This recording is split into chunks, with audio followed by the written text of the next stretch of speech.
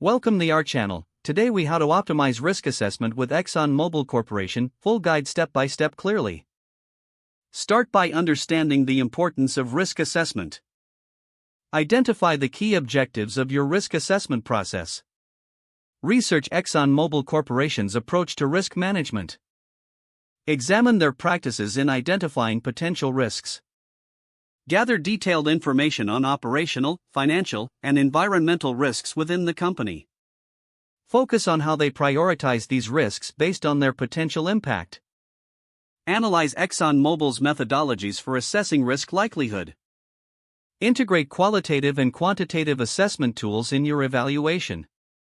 Utilize industry-specific benchmarks to measure risks effectively. Create a comprehensive risk register that outlines identified risks. Include details such as potential impact, likelihood, and mitigation strategies. Engage stakeholders throughout the assessment process. Communicate findings clearly to all relevant departments. Develop tailored risk mitigation plans based on the assessment results. Regularly review and update the risk assessment framework. Implement a continuous monitoring system to track identified risks. Encourage a culture of risk awareness within the organization. Utilize data analytics to enhance risk identification and management. Learn from case studies of past risks faced by Exxon Mobil. Document lessons learned and best practices for future assessments. Foster collaboration between different teams to share insights on risk. Ensure compliance with legal and regulatory requirements during the process. Evaluate the effectiveness of your risk management strategies periodically.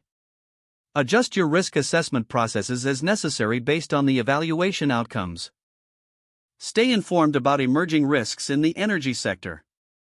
Incorporate feedback from all stakeholders to improve your methodologies. Conclude with a thorough understanding of how to apply these principles in your own organization. If the page does not load, refresh the browser or try again in a private or incognito window. Don't forget to like this video and subscribe to our channel for more step-by-step tech guides.